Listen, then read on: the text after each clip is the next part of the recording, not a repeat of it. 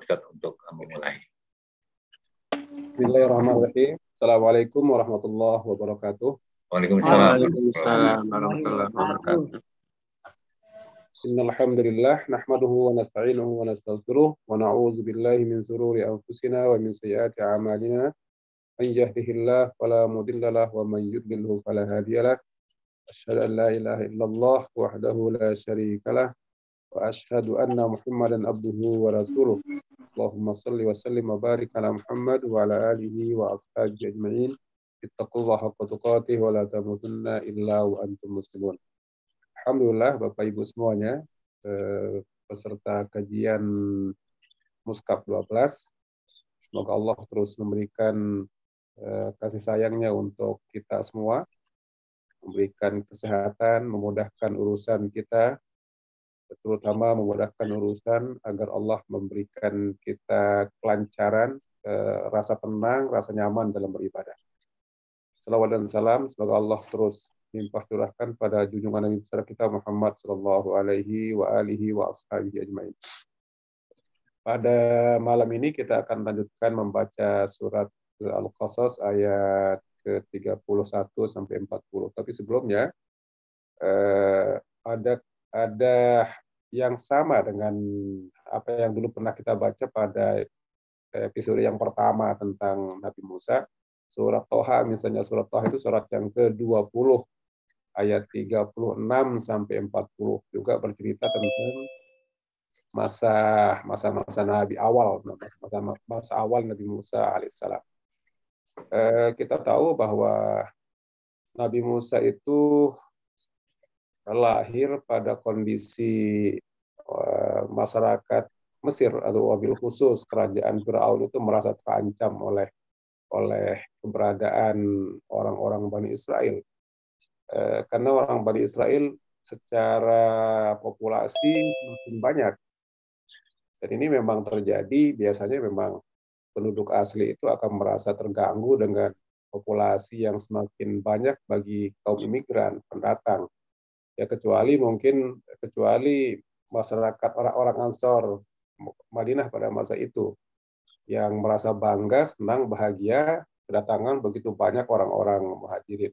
Sekelompok kecil yang tidak suka dengan kedatangan muhajirin itu disebut dengan orang-orang munafik, ya orang-orangnya Abdullah bin Ubay bin Salul. Tampaknya dulu juga sempat terjadi pada masa Firaun begini, pada masa Nabi Musa alaihissalam. Orang-orang Bani Israel terus ditindas karena orang masyarakat Mesir, wabil khusus orang-orang Firaun ini khawatir juga dengan populasi Bani Israel yang semakin banyak. Makanya keputusannya adalah membunuh semua laki-laki dari bangsa Israel, membunuh semua laki-laki dari bangsa Israel. Dalam kondisi sosial seperti itu, Nabi Musa lahir seperti yang sudah kita baca pada beberapa minggu yang lalu, pertemuan awal. Dan Allah memang dalam surat Al-Toha itu, kalau Bapak lihat, misalnya Ibu lihat surat Toha ayat 36 sampai 40, itu jelas sama seperti awal-awal surat Al-Qasas ini, benar-benar memberikan jaminan kepada ibunya Nabi Musa alaihissalam agar bayinya itu dihanyutkan di Sungai Nil, nanti akan sampai kepada akan diambil oleh kerajaan keluarga besar Firaun. Dan itu benar adanya. Seperti dalam surat Toha itu dikatakan dia akan diasuh oleh musuhku dan musuhnya, musuh Musa. Jadi dia di bawah pengasuhan orang yang kelak akan menjadi musuhnya dan musuh Allah Subhanahu wa taala. Jadi Nabi Musa itu benar-benar masa kecilnya diasuh dengan baik sampai masa remajanya itu diasuh oleh orang yang kelak menjadi musuh Nabi Musa alaihissalam. Dan tentu juga menjadi musuh Allah Subhanahu wa taala, yaitu Firaun. Ini dinyatakan betul dalam surat Toha itu bahwa Musa akan diasuh oleh orang yang kelak menjadi musuhku dan musuhnya, musuh Musa maksudnya. Lalu kemudian dan itu terbukti dalam sejarah, dia diberi makan minum seperti layaknya anak raja, beri pakaian anak raja, makan minum juga anak raja, seperti anak raja. Lalu kemudian dia diberi pengawalan sama seperti anak-anak raja lainnya. Pada ayat yang surat Toha itu dikatakan di bawah pengawasanku, kata Allah Subhanahu wa taala, di bawah pengawasanku. Jadi benar memang Allah menguasai terus Nabi Musa SAW sehingga tidak ada seorang pun yang bisa mencelakai Nabi Musa alaihissalam. Sudah jelas pada surat yang sama, surat Qasas yang awal-awal dulu 3 pekan yang lalu kita sudah baca bahwa Nabi Musa itu kita tahu bahwa sebelum dia beranjak remaja, tentu saja dia bayi terlebih dahulu dan harus menyusu. Pertanyaan yang biasa diajukan oleh orang itu, apakah ibunya Nabi Musa seperti dalam surat Al-Quran surat ini dan surat Toha, apakah ibunya Nabi Musa itu datang atau tinggal di kerajaan untuk menyusui Musa, untuk mengurus Musa, atau Musa dibawa pulang ke rumahnya oleh ibunya sendiri? Itu menjadi pertanyaan. Karena tentu saja karena tidak ada perempuan tidak ada satu orang pun perempuan yang Nabi Musa mau menyusu kepadanya kecuali ibunya saja, kecuali kepada susu ibunya saja. Nah, pertanyaannya adalah apakah ibunya Musa itu tinggal di kerajaan atau memang tidak mau tinggal, atau artinya Nabi Musa itu yang dibawa pulang ke rumahnya sampai masa penyapihan selama 2 tahun. Itu menurut para ulama, Nabi Musa, ibunya Nabi Musa itu tidak mau tinggal di rumah di kerajaan, meskipun secara logika kekuasaan biasanya pastilah dia tidak akan memberikan Musa begitu saja kepada seorang perempuan ingin mengasuhnya. Tentu saja kalau logika kekuasaan, maka mestinya ibunya Musa tinggal di kerajaan. Karena tidak mungkin penguasa pada masa itu, terutama ibu angkatnya Musa, yaitu Asia binti Mahzum, itu untuk mau menyerahkan begitu saja Musa kepada perempuan lain yang mungkin saja bukan ibu aslinya, atau mungkin saja ibu aslinya gitu. Mungkin saja ibu aslinya atau bukan atau orang lain. Tapi memang kehendak Allah selalu menang. Apapun alasannya, dengan alasan yang sangat kuat, ibunya Musa bisa meyakinkan bahwa saya akan mengurus Musa sebaik-baiknya dan kemudian akan mengembalikan ke istana setelah masa penyapihan selama 2 tahun. Ini akhirnya benar-benar terjadi apa yang Allah janjikan kepada ibunya, bahwa dia akan kembali kepadamu, tinggal bersamamu sampai dia selesai menyusui, lalu kemudian kamu juga akan dapatkan manfaat dari itu, karena dia harus menyusui, dia juga diberi gaji diberi upah oleh Asia, lalu kemudian juga dia tetap dapat menyusui anaknya. Jadi 2 keuntungannya betul. Satu pekerjaan mendapatkan 2 keuntungan. Ini ibunya Musa alaihissalam. Dia menyusui anaknya, lalu kemudian dia mendapatkan upah dari Asia. Nah, ini luar biasanya. Jadi memang janji Allah itu benar-benar nyata, nampak pada keluarga Musa alaihissalam. Itu masa kecil yang membahagiakan betul bagi ibunya Nabi Musa alaihissalam. Dan dalam riwayat Ibnu Abbas misalnya, memang hadis itu cukup panjang. Dalam sejarah-sejarah, buku-buku sejarah kita ketemukan misalnya di Tarikh Tabari misalnya, tentang Musa alaihissalam yang sudah usia 2 tahun itu ibunya mengembalikan ke kerajaan. Lalu pada saat itu konon memang ibunya Musa juga diberikan hadiah yang banyak, diberikan upah yang lumayan bagus, yang mencukupi buat ibunya. Kemudian Musa juga, karena memang 2 tahun sudah waktunya dia pulang, di situ dia di kerajaan sudah disiapkan berbagai macam bentuk hadiah, mainan dan sebagainya lah. Namanya juga anak raja yang datang disambut datang begitu. Lalu kemudian konon dalam riwayat itu saat itu Firaun sedang duduk-duduk, sedang bersantai sambil makan-makan begitulah, layaknya kebiasaan para raja. Jadi ini udah sering kita dengar kisah tentang bayi Musa yang baru usia 2 tahun ini, lalu kemudian tiba-tiba menarik jenggotnya Firaun, jenggotnya ditarik dan Firaun begitu marah, sangat-sangat marah. Dia bilang inilah laki-laki Israel yang bakal menghancurkan kerajaan kami kelak, kita kelak.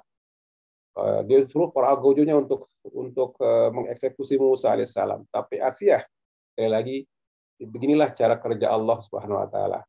Lewat tangan Asia yang luar biasa, yang dulu sempat saya sampaikan bahwa dia adalah bagi salah satu dari perempuan penghulu surga. Asia mengatakan kepada Firaun masa waktu itu bahwa Musa hanyalah anak kecil yang belum mengerti apa-apa, hanya baru anak kecil yang baru berusia 2 tahun, tentu saja nggak mengerti apa-apa.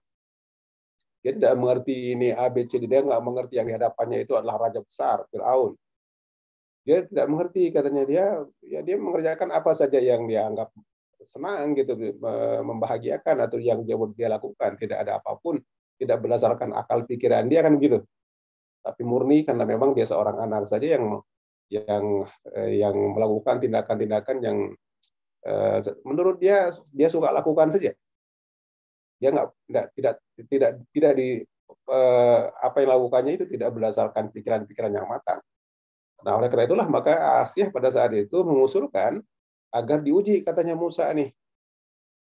Silakan aja disiapkan, kita uji dia dengan cara menyiapkan bara api dengan satu buah bara api, ada satu tempat itu ada satu wadah berisi bara api dan satu wadah lagi berisi yang lain. Kalau dalam riwayat itu dikatakan ya semacam sesuatu yang menyenangkan, yang mainan-mainan yang mewah lah ya, di satu tempat. Jadi ada 2 wadah, yang satu berisi api, yang satu berisi yang lain. Nah, ini kalau kata Asyah, kalau Musa pada saat itu memilih mainan, itu berarti dia memang dia sudah mengerti, sudah berakal, maka dia boleh dibunuh, kata Asyah. Tapi kalau dia memilih bara api, ini menunjukkan bahwa dia memang tidak melakukan sesuatu tindakan itu tidak berpikir terdahulu, layaknya anak-anak yang lain. Akhirnya usulan Asyah itu diterima oleh Firaun. Firaun melakukan itu, dan dalam sejarahnya luar biasa sekali lagi, beginilah caranya Allah bekerja, melindungi hambanya yang saleh, melindungi bakal utusannya. Nabi Musa kecil itu memilih bara api, lalu kemudian memasukkan ke dalam lidahnya. Ini yang konon yang ini dalam riwayat itu yang menyebabkan kemudian Musa menjadi cadel. Nah, melihat kejadian itu, Musa pun bebas dari eksekusi. Musa kecil pun bebas dari eksekusi. Saya mengatakan ini menunjukkan bahwa Musa itu masih bayi. Kalau dia sudah berakal, tentu saja dia tidak akan memilih bara api, dia akan memilih yang lain. Logis, sangat logis. Karena akhirnya Firaun menerima alasan itu, dan Firaun membebaskan Musa dari eksekusi. Nah, tumbuh berkembang di kerajaan. Tadi saya katakan dengan makanan layaknya anak raja, pakaian anak raja, dapat pengawalan seperti pengawalannya anak raja, sampai Al-Quran, sekali lagi, Al-Quran bercerita sampai itu saja. Di masa remaja yang lain itu loncat ya, karena tampaknya bisa jadi memang tidak ada hal-hal menarik yang lain yang akan disampaikan, sehingga Al-Quran lewat saja. Karena sesuatu yang kedua, karena memang Al-Quran bukan buku sejarah atau buku biografi yang detail dari A sampai Z. Nah, Al-Quran adalah buku petunjuk, kitab petunjuk yang tentu saja di bagian-bagian penting bagian mana saja yang dianggap memiliki pelajaran bagi kita hari ini, itu yang ditunjukkan Al-Quran kepada kita. Ya, Pak Ustaz. Kemudian sampai mungkin kita ke ayatnya barangkali, karena waktunya juga sudah terburu. Oh ya, bangga. Jadi itu kira-kira masa remajanya beres sampai di sana, kemudian masa dewasanya sudah lewat, dan seperti yang kita sudah baca itu tentang dia memukul seorang anak Bani Israel, itu sudah masuk masa dewasanya. Tadi masa kecilnya seperti begitu, kemudian pindah ke masa dewasa, tiba-tiba memang langsung pindah masa dewasa. Kita perhatikan Al-Quran memang tidak berurutan. Sekali lagi karena itu memang saya katakan Al-Quran bukanlah buku biografi. Makanya langsung ke masa dewasa ketika beliau memukul orang Bani Israel kemudian meninggal dunia, dan inilah awal dari perjalanan panjangnya Musa yang dewasa sampai kemarin terakhir menikah dengan anak-anak salah satu di antara dua putri dari orang Madian, orang Saleh Madian. Itu sudah sampai di situ pada pekan yang lalu, dan itu sudah masuk masa dewasanya. Lalu kemudian pergi keluar dan mendapatkan pesan Tuhan. Nah, sekarang lanjutannya adalah ayat yang ke-40, ayat yang ke-31. Ya, baik Bapak dan sekalian. Mungkin saya ingin memulai dari barat. Ada rekan saya, ada satu kelas, Bapak Arman, boleh membuka mushafnya Al-Quran, atau kalau layarnya memang cukup jelas, Pak Arman boleh langsung baca di surat Al-Qasas ayat ke-31. Silakan, di layar ada juga. Ayat 31, Pak ya. Baik ya. Coba Pak. A'udzu billahi minasy syaithanir rajim. Bismillahirrahmanirrahim. Wa an alqi 'asak falamma ra'aha tahtazzu ka'annaha jan walla mudbira ka'annaha jan walla mudbira walam yu'aqib. Ya Musa aqbil wa la takhaf innaka minal aminin. Dan lemparkanlah tongkatmu. Maka ketika dia Musa melihatnya bergerak-gerak seakan-akan seekor ular yang gesit, dia lari berbalik ke belakang tanpa menoleh. Allah berfirman, wahai Musa, kemarilah dan jangan takut. Sesungguhnya engkau termasuk orang yang aman. Shadaqallahul azim. Ya. Tur nuhun Pak Haji, tur nuhun atas bacaannya. Ayat yang ke-31, wa an alqi 'asak falamma ra'aha tahtazzu ka'annaha jannun walla mudbiran wa lam yu'aqib. Wa an alqi 'asak, wa dan an hendaklah alqi, lemparkan. Wa dan an supaya atau agar, an alqi itu kata kerja bentuk perintah. Alqa yulqi itu asal katanya laqiya yalqa menjadi alqa yulqi, melemparkan. Dan lemparkanlah asok. Asok itu tongkat. Dan lemparkanlah tongkatmu. Falamma ra'aha tahtazzu, falamma ra'aha,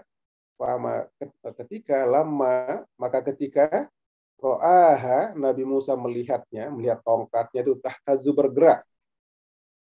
Jadi bergerak, ka'annaha jan, bergerak seperti atau seolah-olah seperti seekor ular.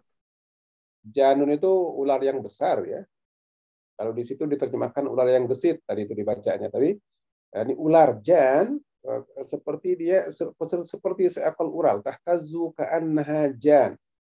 Nah, itu tahtazu bergerak, tongkatnya itu bergerak, ka'annaha seperti tongkat itu seperti jan, seperti ular. Jadi tongkat itu bergerak seperti ular. Apa yang tentu saja secara refleks Nabi Musa alaihissalam itu walla mudbira. Dia ini ke belakang dia loncat ke belakang. Walla mudbiran. Musa itu lalu lari mudbiran ke belakang. Dia berlari ke belakang tuh. Mudbir itu artinya ada barot biru itu kalau kita sering dengar kata dubur, punten. Dubur itu asal katanya dubur, itu mudbir itu belakang, ke arah belakang gitu. Bagian belakang. Jadi lari ke bagian belakangnya. Artinya dia hendak pergi meninggalkan tongkatnya sendiri. Walam yu'aqib, dia nggak sama sekali tidak meloleh, takut dia. Nabi Musa alaihissalam takut melihat tongkatnya itu jadi seperti ular bergerak-gerak gitu. Kemudian Musa alaihissalam pergi menjauh meninggalkan tongkatnya. Tapi Allah SWT mengatakan, ya Musa aqbil wala takhaf. Wahai Musa, aqbil. Kembali katanya. Wala takhaf, dan jangan takut. Aqbil wala takhaf. Kembalilah dan jangan takut. Innaka minal aminin, sesungguhnya kamu itu benar-benar aman. Jadi ini dari ayat ini dapat kita lihat bahwa mukjizat pertama Nabi Musa yang Allah berikan kepadanya, mukjizat yang Allah berikan pertama kepada Nabi Musa alaihissalam berbentuk tongkat yang bisa berubah seperti ular yang besar, dapat bergerak seperti ular. Nah, ini tentu saja menakutkan. Bagi Musa sendiri takut, tapi Allah kemudian mengatakan aqbil wala takhaf. Kembalilah, jangan takut, kamu aman. Kira-kira seperti begitu. Jadi ayat yang pertama ini memberi penjelasan kepada kita bahwa mukjizat Nabi Musa yang pertama itu adalah tongkatnya sendiri. Yang tentu saja tongkat itu biasa dipakai oleh orang-orang zaman dulu sampai sekarang juga untuk sebagai pemandu itu supaya jalan.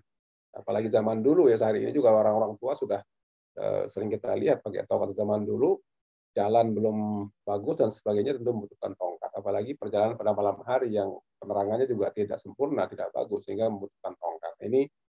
Ini luar biasanya. Dan dulu sempat kita, wallahu alam apa benar apa tidak itu, dulu sempat orang bilang ada pameran tongkatnya Nabi Musa alaihissalam, dulu sempat di Pusdai itu, ramai orang berbincangkan itu, pameran benda-benda bersejarah lah, termasuk salah satunya adalah konon katanya replika dari tongkat Nabi Musa alaihissalam. Wallahu alam benar apa tidak seperti begitu, wallahu alam bisawab. Bisa saja sekedar terkaan kita saja, atau bisa benar memang seperti begitu, wallahu alam bisawab. Ya, tapi yang jelas itu luar biasanya mukjizat yang pertama ini.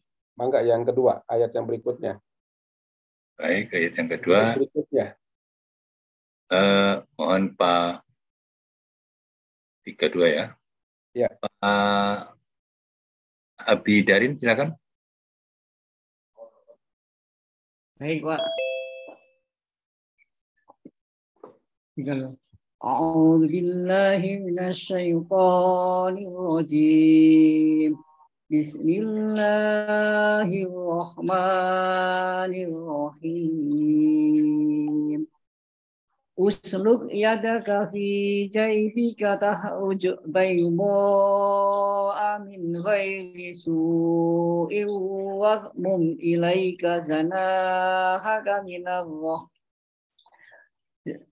waghmum ilaika janahaka minarrahmi fadzalika burhanani min rabbika ila fir'auna wa mala'ih innahum kanu qauman fasiqin.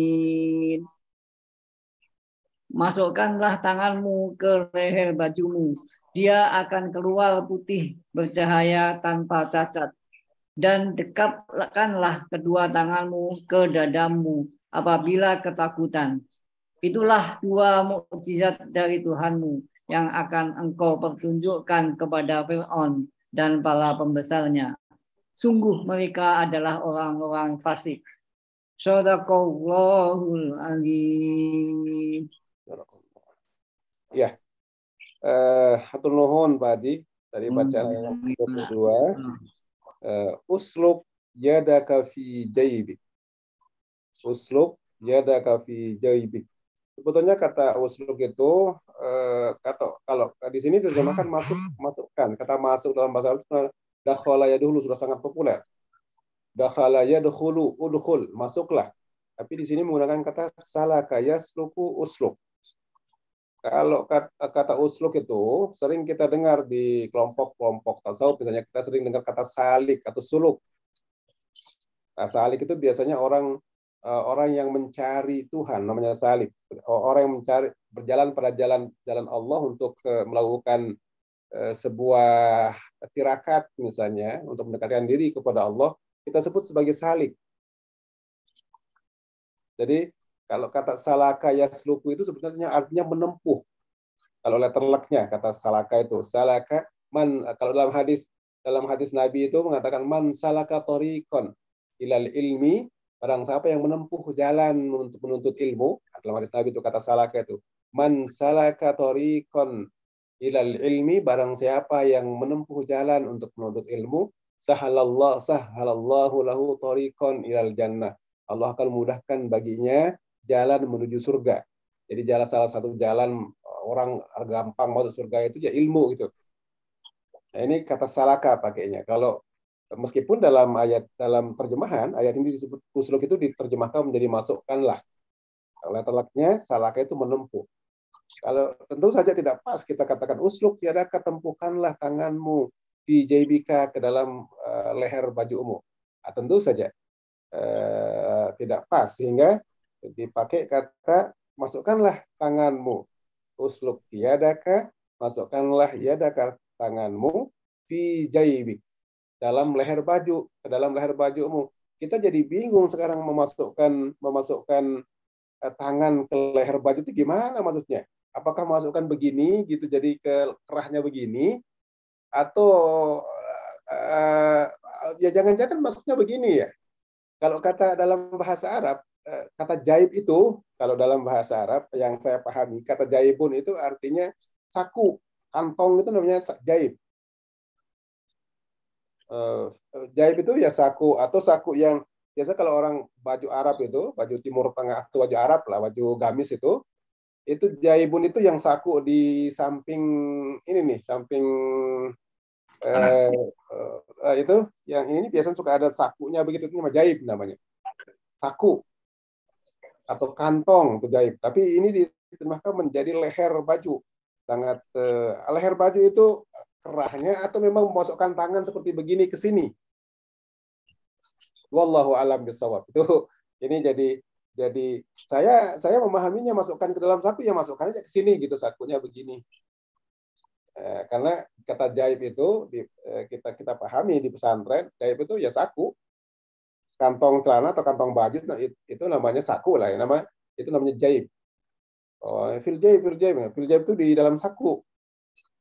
Nah, di sini tetapi di jaibika itu di sini ke dalam leher bajumu katanya. Masukkanlah tanganmu ke leher baju. Atau jangan-jangan maksudnya begini nih, ya masukkan tangan ke sini. Nah, wallahu a'lam bishawab. Itu kira-kira ininya ya. Lalu kemudian setelah itu takhruj bayda. Begitu nanti kamu keluarkan tanganmu itu, katanya keluar dari tanganmu itu bayda, warna putih. Kata bayda itu asal katanya abyad. Abyad itu artinya putih. Nah, telur dalam bahasa Arab juga namanya bayda. Bayda itu telur. Karena dia memang berwarna putih pada umumnya, telur itu ya bayda namanya, meskipun sekarang sudah ada yang namanya rada-rada coklat telurnya teh. Ya semu-semu putih lah, semu itu tidak putih beneran, tidak coklat beneran juga. Jadi rada-rada coklat, campuran putih. Ini bayda itu artinya terang. Ada cahaya, tanganmu akan bercahaya. Warna putih. Nah, ini takhruj bayadha min ghairi su. Nah, diperkuat lagi oleh Allah Subhanahu wa taala min ghairi su. Nah, dari min itu dari gair tanpa, su itu buruk, cacat lah maksudnya di sini. Nggak ada cacatnya sedikit pun tangan kamu itu. Warnanya juga tidak ada cacatnya. Warna putihnya bagus, tidak ada cacatnya sedikit pun. Tanganmu juga tidak cacat, tidak tampak cacat dan sebagainya. Ini luar biasa. Tangannya normal, cahayanya juga normal, tidak kurang, tidak seperti buatan cahaya yang keluar dibuat-buat gitu. Ini benar-benar mukjizat dari Allah Subhanahu wa taala. Ini yang kedua, mukjizat yang kedua itu adalah tangan Nabi Musa AS itu akan mengeluarkan cahaya. Bila dia masuk ke leher bajunya, seperti ayat ini. Lalu kemudian bagian yang ketiga dari mukjizat Nabi Musa, kita lihat wadmum ilaika janahaka minar rahb. Wadmum ilaika janahaka minar rahb. Dan udmum, kata dom itu dekapkan. Kalau kita sering mendengar kata dommah itu artinya apa itu? Wadmum, dammama yudammimu, dammim, wadmum, udmum ilaika janahaka, dekapkan kepada di dalam janahaka itu tangan. Janah itu istilah untuk dalam bahasa Arab itu istilah untuk menyebut tangan, dua tanganmu. Jadi dekapkanlah kedua tanganmu. Tentu saja mendekapkannya kemana? Ke dadanya, tentu saja ke dada Nabi Musa alaihissalam. Dekapkanlah kedua tanganmu itu, dekapkanlah tanganmu kepada ke dadamu katanya. Fadzanika burhanani min rabbik ila fir'aun. Nah, demikianlah dua bentuk bukti, dua mukjizat dari Tuhanmu yang kamu akan tunjukkan kepada Fir'aun dan wa mala'ihi. Kata mala itu di sini tidak dibaca panjang meskipun ada alifnya. Orang kalau tidak mengerti ilmu Al-Qur'an, dia akan baca panjang ini wa mala'ihi. Enggak, tapi wa mala'ihi, wa mala'ih. Berhenti mah. Karena sekarang alhamdulillah sudah ada tanda bulat di atas alifnya, itu menunjukkan dia nggak dibaca panjang. Sama dengan tulisan salawat, salawat itu juga suka, atau zakat itu, zakawat suka ada tulisannya, itu suka ada tanda apakah dia dibaca panjang atau enggak ya. Bulenterannya ini ada tandanya. Dia seperti nol di atas alif ini, artinya itu tidak dibaca meskipun ada ya. Jadi tidak panjang lamnya dibacanya wa malaih, enggak, tapi wa malaih. Jadi tanganmu yang mengeluarkan cahaya, lalu kemudian juga kamu juga masukkan ke kamu juga gini, kalau kamu merasa takut katanya, kalau kamu merasa takut maka dekapkan tanganmu ke dadamu.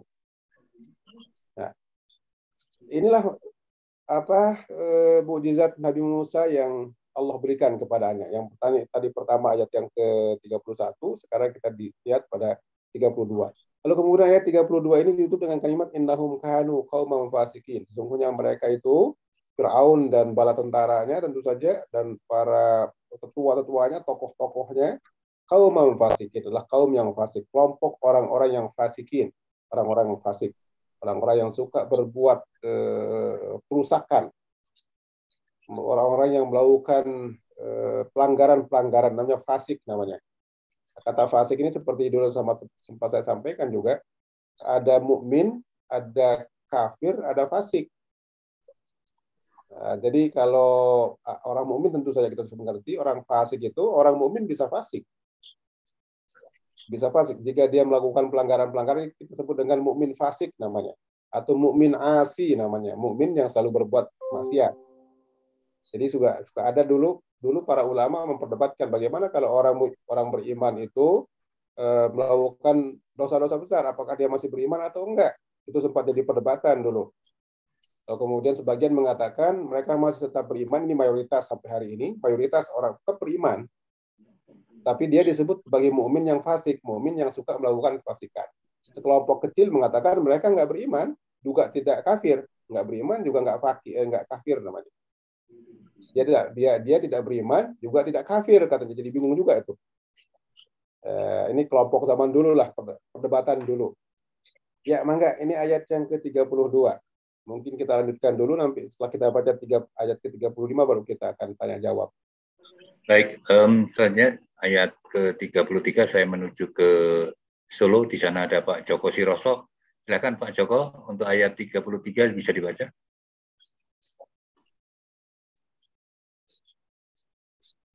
Pak Joko. Ya, sebentar. 32 ya? 33. A'udzubillahi minasyaitonirrajim. Yang di ini ya? Ya, di layar. Oh, sebentar tutup. Sebentar. A'udzubillahi minasyaitonirrajim. Qala rabbi inni qataltu minhum nafsan fa'akhafu ayyaqtulun. Musa berkata, ya Tuhanku, sungguh aku telah membunuh seorang dari golongan mereka, sehingga aku takut mereka akan membunuhku. Sadaqallahul adzim. Ya. Terima kasih Pak Haji. Ayat tadi sudah dibacakan ayat 33. Qala rabbi inni qataltu minhum nafsan fa akhafu an yaqtulun. Qala rabbi inni qataltu minhum nafsan fa akhafu an yaqtulun. Nabi Musa berkata, Rabbi, wahai Tuhanku, ini sesungguhnya aku qataltu minhum, aku telah membunuh minhum di antara mereka nafsan seseorang. Sesungguhnya aku telah membunuh seseorang di antara mereka. Nah, kalau kita melihat sejarah ini dari orang-orang Kiptia, itu ya orang-orang asli Mesir ya. Kalau di Kristen kita kenal dengan Kristen Koptik. Itu Kristen yang tinggal di wilayah Kiptia Mesir, namanya Koptik. Koptik itu Kipti. Nah, orang-orang penduduk Mesir yang asli itu disebut Kiptia namanya. Jadi ini yang orang-orang Mesir dari suku Kipti. Nah, ini yang dibunuh oleh Musa alaihissalam. Dan kita juga mengetahui dari sejarah bahwa salah seorang dari istrinya Nabi Muhammad SAW, nama Maryam itu adalah orang Kipti, Maria al-Kiptiyah namanya. Maryam salah seorang istri Nabi SAW yang melahirkan yang melahirkan seorang putra diberi nama Ibrahim yang meninggal juga pada balita lah meninggalnya, namanya Ibrahim, lahir dari istri beliau namanya Maria al-Kiptiyah. Jadi Kipti. Agamanya sampai hari ini orang-orang Kipti itu orang-orang banyaknya Nasrani, Kristen Koptik. Jadi lalu kemudian Nabi Musa mengatakan, saya telah membunuh salah seorang di antara mereka, katanya. Wa akhafu an yaqtulun. Aku takut, aku khawatir mereka akan membunuhku. Mereka akan membalasnya dengan cara membunuhku. Ini tentu saja Nabi Musa alaihissalam mengadu kepada Allah SWT. Lalu kemudian kita lihat ayat yang ke-34 terlebih dahulu. Permintaan Nabi Musa seperti apa? 34, mangga. Baik, ke-34 dari Solo saya menuju ke Semarang mencari Bapak Rahmat. Silakan Pak Rahmat.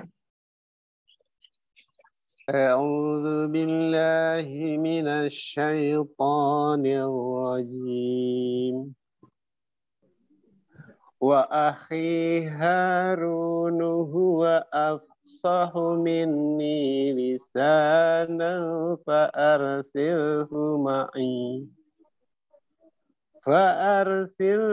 ma'i yarid an yusaddiquni inni akhafu an yukadzibun.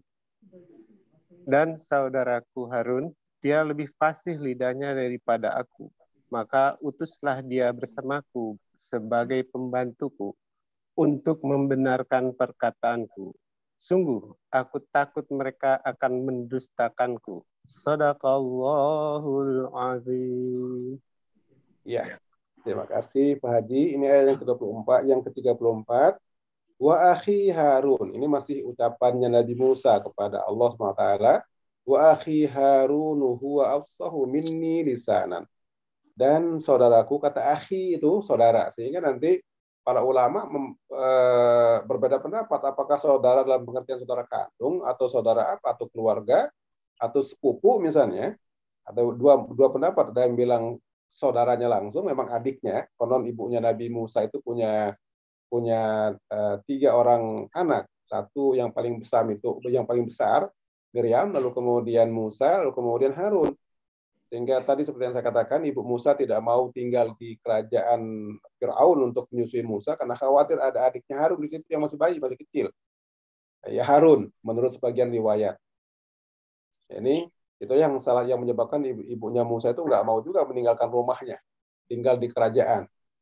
Nah, dia tetap ingin menyusui Musa itu di rumah saja, dan seperti yang saya katakan tadi itu percaya, Asia kemudian percaya memberikan Musa kepada ibunya, lalu dibawa pulang ke rumah. Jadi dua-duanya dapat dipelihara. Musa dapat dipelihara dengan baik. Siapa lagi? Harun juga dapat dipelihara dengan baik juga. Ini menurut sebagian riwayat. Sebagian yang lain mengatakan ya Harun itu saudara dalam pengertian sepupu seperti Nabi Lut dengan Nabi Ibrahim alaihissalam. Nah ini ayatnya menggunakan kata akhi, wa akhi Harunu, dan saudaraku Harun, huwa afsahu minni lisanan. Dia Harun itu afsah. Dalam bahasa Arab ini disebut dengan ismu tabdil namanya. Fasihun jadi afsah. Fasih itu fasih. Afsah lebih fasih. Kalau karimun itu mulia, akram lebih mulia. Ba'idun jauh, ab'ad lebih jauh. Kalau qaribun dekat, akrab lebih dekat. Makanya akrab itu lebih dekat artinya dalam bahasa Arab. Jadi qaribun itu dekat, akrab lebih dekat. Itu kemudian diadopsi oleh bahasa Indonesia menjadi akrab. Saya ada teman akrab dia gitu. Jadi itu namanya dalam bahasa Arab namanya ismu tabdil, namanya afsahu minni lisanan. Harun itu lebih fasih secara lisan dibandingkan aku. Jadi kalau ngomong itu, kalau bicara Harun lebih cerdas. Ini artinya bahwa bisa kemungkinan yang lain bahwa Harun itu ya cerdas, ngomongnya, bicaranya itu teratur, enak didengar, gitu kira-kira. Satu. Yang jadi tidak ada lagi alasan Fir'aun tidak mengerti apa yang disampaikan, karena memang Harun lebih cerdas, bahasanya itu lebih jelas, lebih tersusun rapi, bicara yang bagus, balik itu yang sampai pada akal pikiran, gampang untuk dicerna gitu kira-kira. Kaulan balik, ucapan yang sampai pada akal pikiran orang, gampang dicerna. Ini kata Musa, dan kita tahu seperti tadi yang saya ceritakan bahwa pada masa kecil Musa dulu sempat memasukkan api ke dalam lidahnya sehingga ke mulutnya, sehingga lidahnya cacat, sehingga tidak begitu bisa untuk konon katanya cadel, katanya dalam riwayat lama yang sering kita dengar, termasuk di kisah-kisah riwayat buku-buku sejarah yang ditulis oleh para ulama. Nah ini sementara ya untuk menutupi kekurangan Musa dalam persoalan komunikasi itu, Musa meminta kepada Allah Subhanahu wa taala untuk supaya Allah mengangkat Harun sebagai nabi juga yang akan menemani dia. Makanya pada lanjutan ayat mengatakan fa'arsilhu ma'i. Maka utuslah dia bersamaku. Nah, utuslah dia bersamaku, katanya. Rid'an, sebagai pendamping. Jadi sebagai pendampingnya Musa alaihissalam. Jadi akan ketemu dua orang yang nabi. Ya, Nabi Musa memiliki kekuatan yang luar biasa, mukjizat yang luar biasa. Sementara Nabi Harun memiliki kekuatan komunikasi yang luar biasa. Antara kekuatan mukjizat dalam bentuk yang fisikly kita lihat, ada ular tadi yang berubah menjadi tongkat yang berubah menjadi ular, ada cahaya yang keluar dari tangan dan sebagainya. Maka sekarang Allah memperkuat Musa dengan Nabi Harun yang memiliki kecerdasan dalam berbicara. Nah, ini gabungan yang luar biasa antara kekuatan mukjizat dalam bentuk fisik dengan kekuatan mukjizat dalam bentuk ucapan yang bagus. Fa'arsilhu ma'iya rid'an tusaddiquni. Maka utuslah dia bersamaku sebagai pendampingku yang akan tusaddiquni, yang akan membenarkan ucapan-ucapan saya. Yang akan membenarkan ucapan saya, yang akan itu karena cadel misalnya kurang pas bicaranya, Harun akan memperjelas itu, membenarkan dan memperjelas di hadapan Fir'aun. Kemudian ayat ini ditutup dengan kalimat inni akhafu an yukadzibun. Saya khawatir kalau itu tidak dilakukan, katanya nanti mereka akan mendustakanku. Mungkin karena tidak mengerti bahasanya dan sebagainya. Kalau sudah ada Harun di situ, nggak ada alasan lagi untuk Fir'aun mengatakan saya nggak mengerti dan sebagainya. Karena ada Harun yang bicaranya bagus gitu, yang fasih berbicaraannya. Ini saya kira ayat yang ke-34. Satu ayat lagi sebelum kita tanya jawab. Baik, saya dari Semarang ya pindah ke Pak Yuli Citro. Boleh silakan Mbak Yuli. A'udzu billahi minasyaitonir rajim. Qala sanasuddu adudaka bi akhika wa nas'alu lakuma sultanan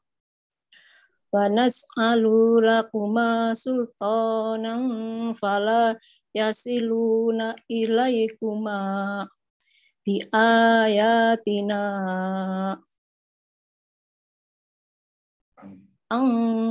antuma wa ma nittaba'akumal ghalibun.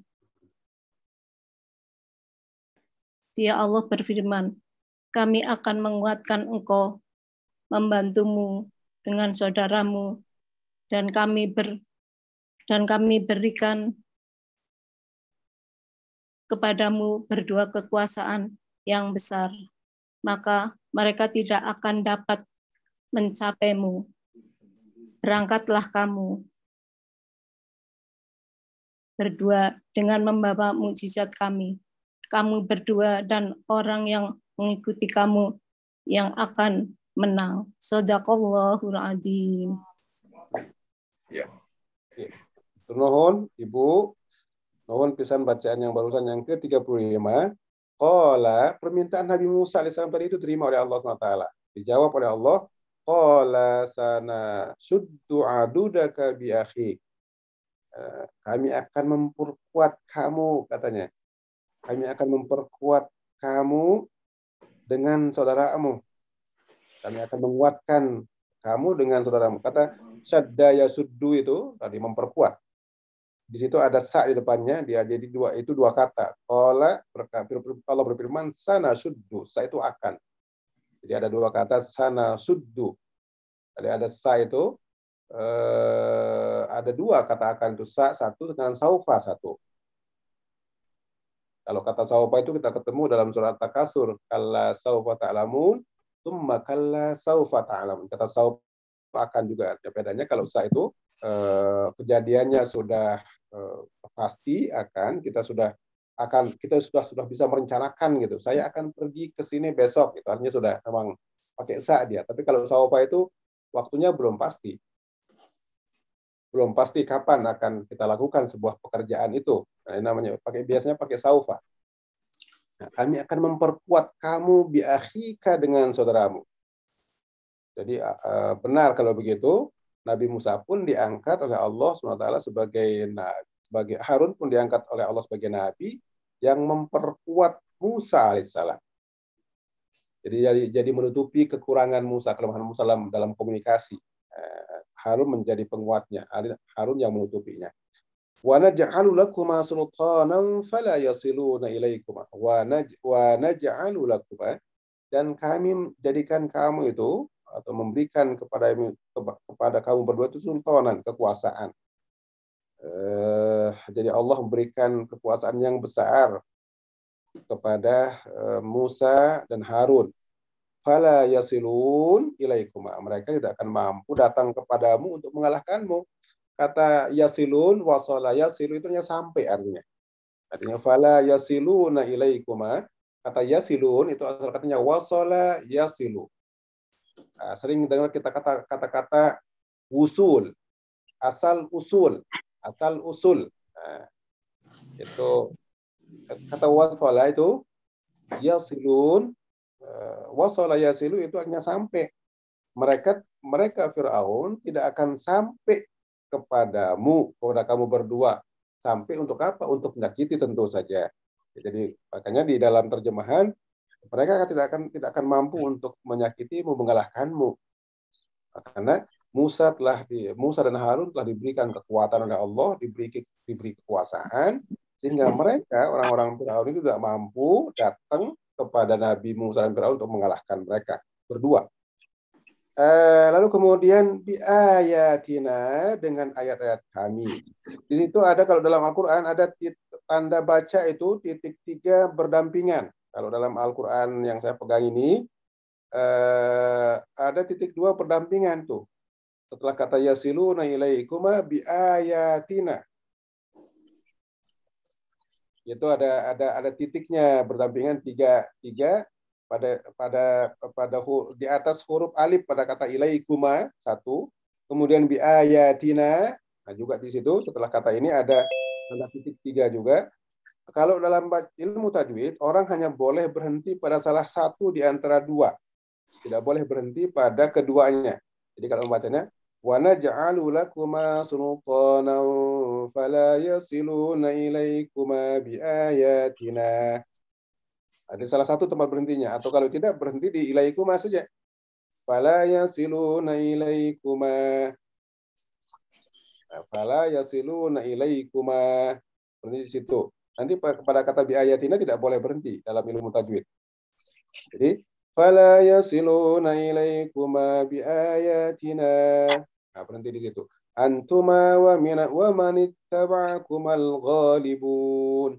Jadi orang-orang Fir'aun itu tidak akan mampu datang kepadamu untuk mengalahkanmu dengan ayat-ayat kami tadi, dengan bukti-bukti kami tadi itu yang telah diberikan kepada Musa berupa tongkatnya, tangannya, dan kemudian juga kecerdasan Harun dalam berbicara. Antuma, kamu berdua, Musa dan Harun, wa manittaba'akuma, dan siapapun yang mengikuti kamu berdua, al-ghalibun. Yang menjadi pemenangnya kamu berdua dan pengikut-pengikutmu. Kita kalau bahasa sederhananya, kamu berdua dan pengikut-pengikutmu lah akan menang. Nah, ini sudah sekali lagi, ini sudah jaminan Allah juga kepada Nabi Musa, Harun, dan juga Bani Israel yang lain yang beriman kepada beliau. Pasti menang itu, dan itu terbukti kelak dalam sejarahnya. Saya kembalikan ke Pak Agus. Ini segera kita sudah baca sampai ayat yang ke-25. Mungkin kita ada namanya. tanya jawab. Namanya. Baik. Join the meeting. Baik, teman-teman semua, barangkali ada yang mau bertanya. Sementara ayatnya saya tutup dulu. Mungkin kita akan. Silakan. Ada yang mau bertanya barangkali? Pak Abi? Belum? Enggak. Sampai ayat yang ke-35 ya. Kalau melihat dari salah satu ayat tadi yang kita baca bahwa Nabi Harun itu kenabiannya itu diminta oleh Musa ya, bukan atas kehendak Allah gitu ya sebenarnya. Betul. Jadi itu yang sering saya sampaikan bahwa saya itu rekomendasinya Harun gitu ya. Harun itu rekomendasinya Musa alaihissalam.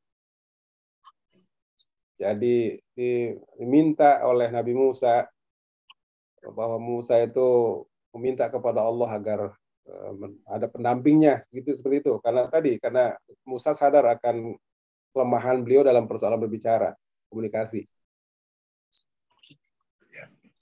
Baik, yang lain barangkali ada mau klarifikasi, bertanya boleh juga.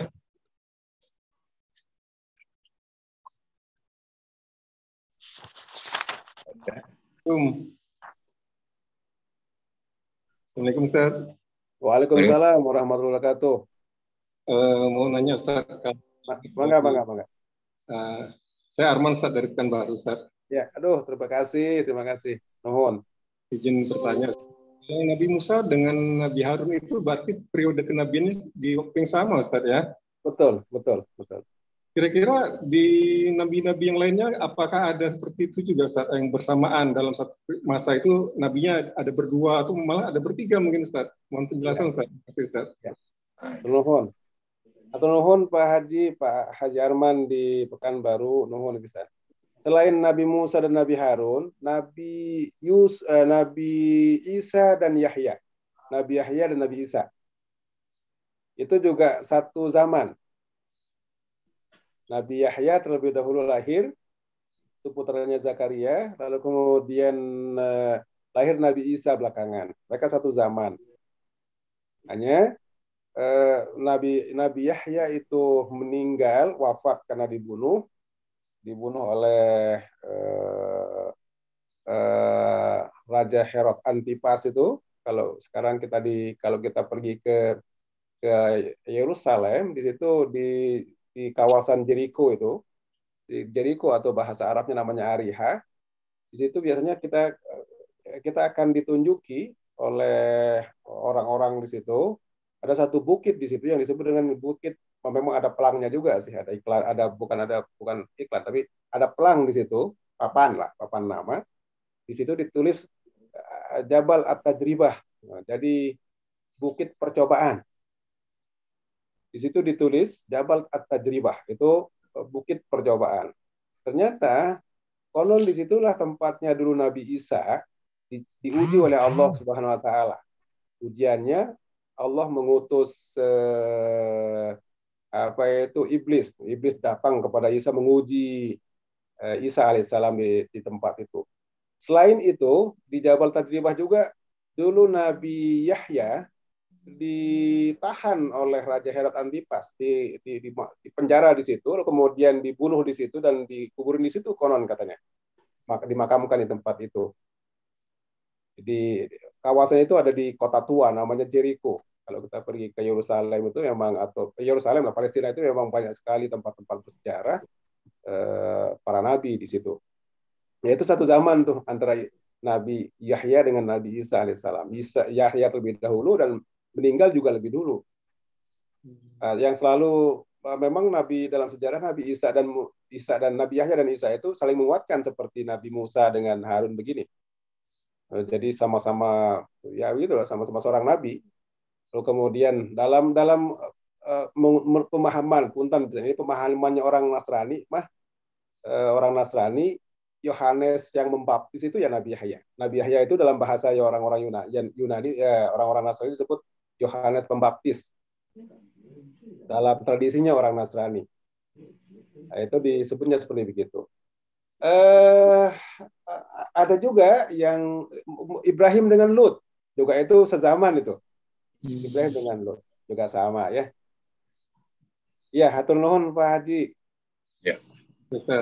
Kalau kita ngelihat firman Allah misalnya dalam Al-Qur'an, tentu saja wa ma kunna mu'adzibin hatta nab'atsa rasulan. Kami tidak akan pernah mengazab satu kaum sampai kami mengutus seorang nabi. Itu memang bisa jadi dalam satu kaum itu banyak nabi yang diutus. Ya, dan bahkan setiap kaum itu ada nabinya. Ya, ada. Udah. Assalamualaikum warahmatullahi wabarakatuh. Waalaikumsalam. Silakan Ibu Imas ya. Ya, Pak Ustadz, saya mau tanya ya, di surat Maryam ya, ayat 28. Saya terjemahkan aja ya Ustadz ya. Mangga. Hei saudara perempuan Harun, ayahmu sekali-kali bukanlah seorang yang jahat. Yang jadi pertanyaan saya, yang dimaksud Harun di sini Nabi Harun bukan Ustadz? Sedangkan jaraknya kan jauh antara Nabi Musa dengan Maryam. Itu aja pertanyaan saya. Assalamualaikum warahmatullahi wabarakatuh. Ya. Harunnya, atur nuhun Bu. Aduh, udah lama sekali nggak ketemu sama Ibu nih. Salam ke Bapak ya. Harun yang pada surat Maryam itu bukan Harun yang ini. Bukan Harun yang ini. Jadi memang tampaknya nama Harun pada tradisi Bani Israel itu populer. Sekali lagi, Harun yang ada di Maryam tadi, yang Ibu bacakan tadi itu, surat Maryam tadi itu bukan Harunnya Nabi Musa alaihissalam, jauh sekali. Jaraknya sangat jauh. Kalau Maryam itu keluarga besarnya Ali Imran. Imran nama ayahnya. Lalu kemudian, saya lupa nama ibunya itu. Dan Imran itu Ali Imran dalam surat Ali Imran. Ali Imran itu hanya keluarga Imran. Itu adalah keluarga besarnya Maryam. Atau kakek dari Nabi Isa alaihissalam itu. Imran namanya. Yang kita tahu dalam sejarah, ibunya Maryam itu sempat berjanji kalau dia punya anak, dia akan mempersembahkan anaknya untuk Tuhan. Artinya dia akan benar-benar mewakafkan, dalam tanda kutip, dia akan mewakafkan anaknya hanya untuk melayani Tuhan saja, melayani Allah saja. Tapi ternyata yang lahir adalah seorang perempuan, ya. Itu Maryam, lalu kemudian ibunya Maryam mengatakan, ya Tuhan, katanya, yang lahir itu perempuan, bukan laki-laki. Tapi Allah mengatakan, ya, laki perempuan sama saja. Kalau kamu sudah bernazar untuk memberikan anakmu untuk Tuhan, ya lakukan saja itu. Baik laki perempuan ya sama saja. Sekaligus menjadi pelajaran buat kita bahwa laki-laki perempuan sama di hadapan Allah Subhanahu wa taala. Nah, di situ saudaramu Harun itu, Harun bukanlah yang disebutkan pada surat Maryam tadi, bukanlah Harun yang pada zamannya Musa alaihissalam. Atur nuhun. Ya. Itu apa tuh? Nah, ini ayatnya tuh. Ya betul. Apa itu?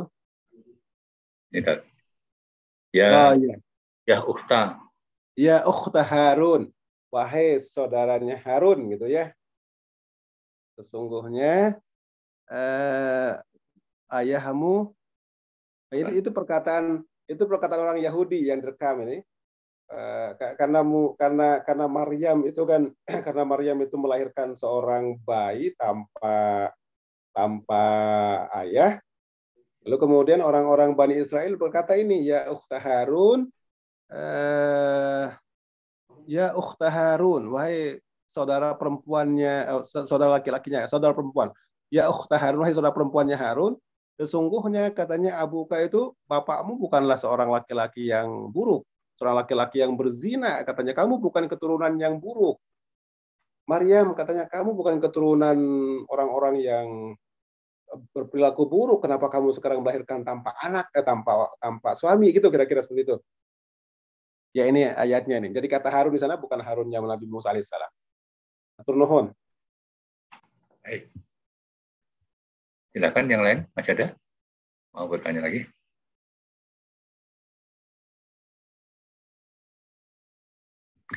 Kalau tadi Bapak sampaikan kota Jericho itu yang di Jordan atau di Israel, Bapak? Di Israel, di Palestina. Jericho itu bahasa Arabnya Ariha. Kalau kita mau memang dia pintu dekat, tidak jauh lagi dari tempat dari pintu keluar ke Jordan dari Israel. Itu saya dengar kota paling rendah, tua. Paling tua atau paling rendah di permukaan bumi kan? Kalau saya nggak salah itu perbukitan ya. Iya, tapi maksudnya perbukitan justru dia itu berada di bawah gitu. Walau alam karena itu bukit, jadi apakah dia paling rendah? Saya dengar sih paling tua, itu udah tua sekali itu. Tua sekali kota itu ya. Ya. Kota Jericho namanya. Kalau bahasa Arab namanya Ariha. Ariha. Iya. Ya, saya pernah ke sana sekali. Nah. Baik teman-teman, masih ada yang mau bertanya lagi, boleh silakan. Masih ada waktu sebelum dilanjutkan. Boleh, Ustaz, saya nambah satu lagi nanya, Ustaz. Mangga, Pak Haji, mangga. Silakan, Pak Arman. Pak Ustaz, tadi terkait dengan bacaan di ayat 35, Ustaz ada menjelaskan tentang berhenti di salah satu tanda wakaf yang tiga itu, Ustaz. Iya. Yang di ayat ilai dan di ayatina. Nah, ini kalau kita perhatikan, Ustaz, ini di Dan saya ada 2 mushaf saya pegang ini. Di mushaf Madinah ini tidak ada tandanya Ustaz. Sedangkan Ya. di Depak itu ada Ustaz, yang dalam negeri lah, kalau ya Ustaz ya. Nah, kira-kira kita dalam membaca ini yang mana yang lebih kita utamakan, Ustaz? Apakah yang menggunakan Quran Madinah, mushaf Madinah, atau yang lokal Depak ya Ustaz ya? Ya. Ya ini. Ya, itu ketemu ya. Ya. Itu ada ya.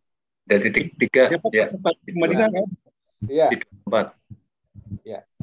Atur nuhun Pak. Jadi gini, tanda baca itu adalah hasil ijtihad para ulama, bukan tauqifi tapi ijtihadi. Tauqifi itu artinya keputusan dari langsung datang dari Nabi yang orang nggak boleh berbeda. Itu namanya tauqifi. Seperti misalnya susunan surat ini yang kita tahu Al-Fatihah sampai An-Nas itu tauqifi. Ulama mayoritas menyebut itu sebagai tauqifi.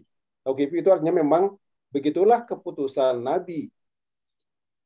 Sementara tanda-tanda baca seperti jim kecil di atas yang jaiz, lalu kemudian ada sodlah, lebih baik lanjut daripada berhenti, ada qafla, lebih baik berhenti dibandingkan daripada lanjut, atau waqaf mutlak itu harus berhenti, atau tidak boleh berhenti yang la itu tanda-tanda itu adalah hasil ijtihad para ulama.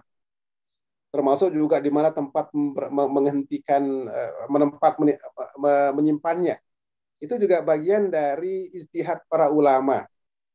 Sehingga itu sangat mungkin terjadi perbedaan-perbedaan. Dan yang menyebabkan berbeda dalam memahami ayat, memahami firman Allah juga, atau hukum-hukum Allah berbeda kesimpulan hukum dari sebuah ayat, misalnya juga karena perbedaan tanda baca ini. Perbedaan tempat meletakkan tanda bacanya. Ya. Sekali lagi intinya, bahwa penempatan tanda baca itu adalah hasil ijtihad para ulama. Bukan tauqifi, tapi itu ijtihadi, hasil ijtihadnya para ulama. Sehingga sangat mungkin terjadi perbedaan. Buktinya memang Pak Haji Arman memegang Al-Quran yang mushaf Madinah, ternyata di situ tidak ada tanda baca yang itu. Sementara kalau cetakan dalam negeri di Indonesia ada tanda bacanya, tanda baca titik 3 itu. Sangat mungkin. Nah, lalu kemudian mana yang harus saya pakai? Ketika Bapak memegang mushaf Utsmani, mushaf yang terbitan Madinah sekarang, pakai yang itu aturannya. Kalau Bapak sedang membaca pakai mushaf yang dipegang, yang dicetak dalam negeri misalnya, ya kita pakai aturan yang itu, pakai aturan yang sedang kita pegang, yang sedang kita baca. Saya kira jalan keluarnya seperti begitu, dan saya kira dua-duanya itu benar. Karena tadi saya katakan bahwa tanda wakaf itu bukanlah tauqifi, tapi ijtihadi, ijtihad para ulama. Karena dulu sejarahnya memang Al-Quran itu tidak punya bahasa Arab pun, secara keseluruhan bahasa Arab tidak ada tanda baca, tidak ada titik, tidak ada koma, tidak ada tanda seru, tidak ada tanda tanya. Jadi artinya tanda baca itu nggak ada sama sekali dalam bahasa Arab. Bahasa orang-orang Arab tidak mengenal tanda baca. Nah, itu oleh karena itulah maka kenapa perlu belajar, kenapa ilmu bahasa kemudian menjadi sangat penting dalam bahasa Arab, karena tanda baca itu nggak ada. Orang mengerti itu tanda perintah atau bukan sulit. Nih, dia harus mengerti. Kalau bahasa Indonesia atau bahasa Latin kan ada tanda serunya, berarti itu perintah gitu. Terus ada tanda tanyanya, berarti ini pertanyaan gitu. Kalau bahasa Arab nggak ada itu, maka kita hanya mengerti apakah itu apakah itu perintah, larangan, atau kemudian misalnya titik koma dari mana ya, dari bahasa, dari bahasanya sendiri. Orang harus belajar ilmu bahasa itu. Itu pentingnya belajar ilmu bahasa dalam bahasa Arab, karena memang orang Arab tidak mengenal tanda baca. Nah, termasuk juga dalam imbasnya ke dalam Al-Quran pun awalnya memang tidak memiliki tanda baca sama sekali. Tidak punya harokat AIU, nggak ada.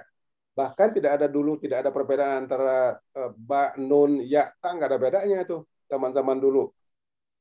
Apalagi kemudian tanda baca yang begini, yang jim, ada kemudian titik 3 begini nih. Tentu saja itu jauh setelah Nabi wafat. Itu artinya itu ijtihadi semuanya. Hatur nuhun. Boleh silakan. Bu Siti Raya.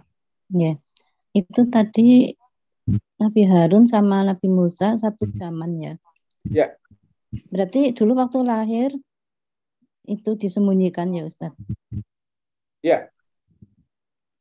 Jadi tampaknya disembunyikan yang dua ini nggak ada yang tahu nih.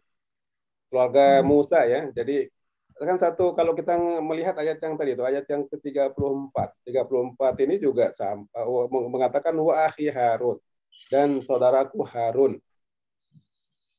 Ini artinya memang di orang Bani Israel yang lahir dan kemudian disembunyikan tidak ketahuan oleh Firaun. Kalau ketahuan ya terbunuh berarti. Nah, inilah yang saya katakan cara kerja Allah Subhanahu wa taala untuk menyelamatkan Bani Israel dari kekejian Firaun.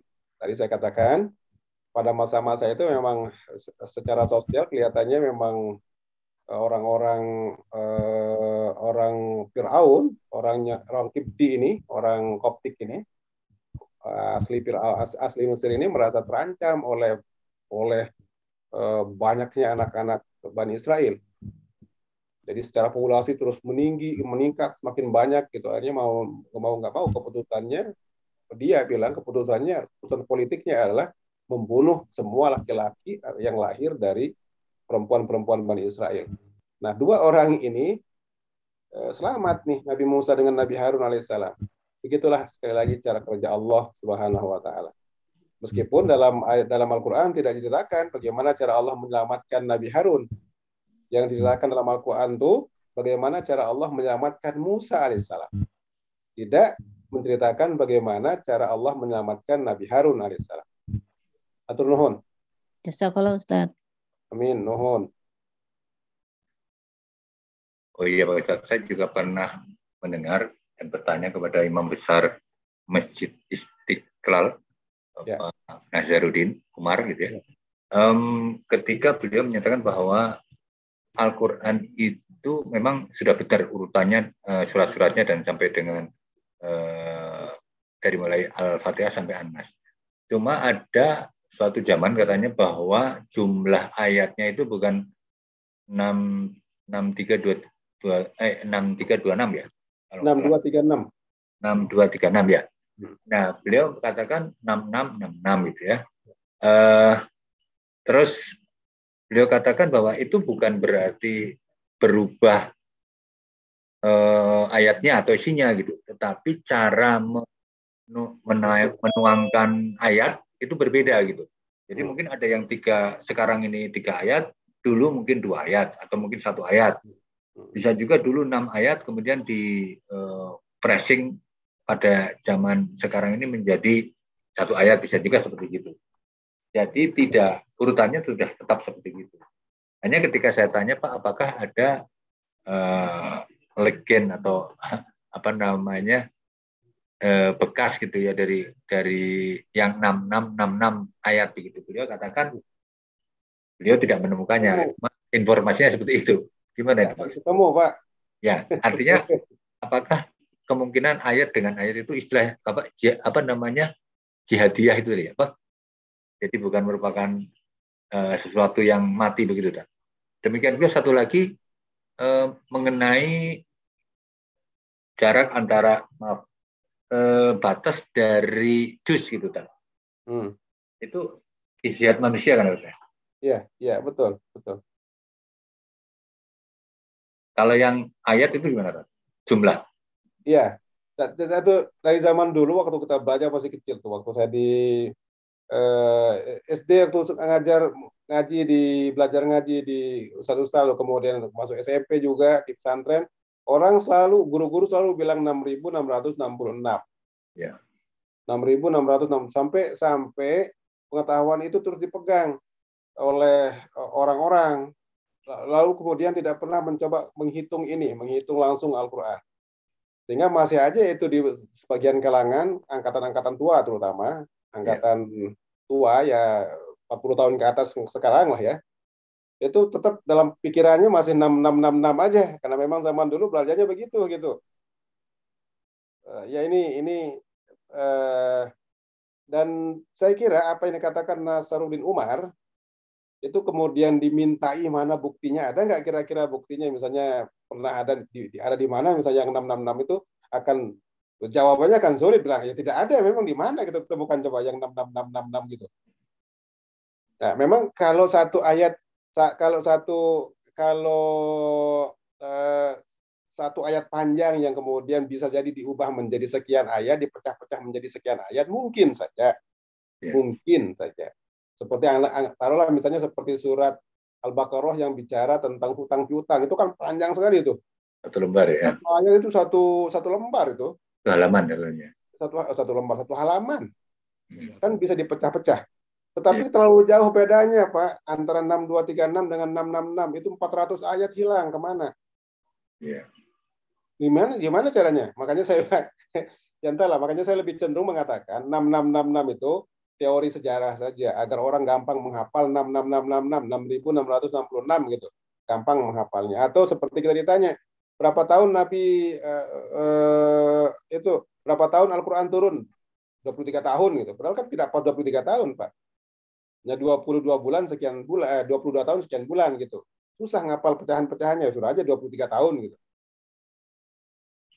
Tampaknya seperti begitu kalau menurut saya, Mas. Tapi tadi apakah mungkin yang panjang-panjang itu dulu dipecah menjadi sekian ayat lalu kemudian nggak ada lagi sekarang misalnya ya? Bisa jadi itu. Tetapi saya kira sangat sulit kemungkinan. Kalau saya sih lebih yakin ya Al-Qur'an dari zaman Nabi itu dari zaman sahabat belum mengumpul pertama seperti begini gitu. Dia surat tadi itu surat Al-Baqarah yang panjang itu memang begitu dari zaman sahabatnya gitu. Tidak dihilang-hilangin ayatnya gitu. Yang tadinya misalnya itu dia ayat yang tentang hutang piutang itu misalnya 10 ayat sekarang dijadiin satu oleh para ulama misalnya atau para sahabat. Enggak mungkin kalau menurut saya segitu ya segitu aja. Saya lebih yakin sekarang apa yang kita pegang ini. Jadi satu, kalau urusan ayatnya memang sudah tauqifi, Pak. Kalau saya tauqifi betul. Itu datang dari Allah, dari Nabi langsung atas perintah Allah Subhanahu wa taala, bukan ijtihadi. Tapi kalau bagian-bagian tadi tanda wakaf, kemudian tadi juz, lalu tanda apa lagi itu yang samping-samping itu ada namanya itu tanda-tanda ain itu satu kaca kalau orang bilang sekaca dua kaca itu orang Sunda itu ijtihadi semua itu bukan tauqifi. Ya atur nuhun. Baik, kita lanjutkan bagaimana Ustaz? Mangga. Ya, kita melanjutkan ayat yang ke-36. Bentar.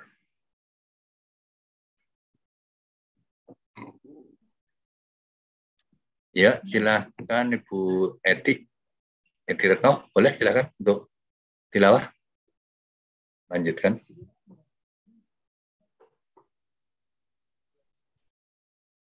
Baik. Ayat ini ya. 36. Ya.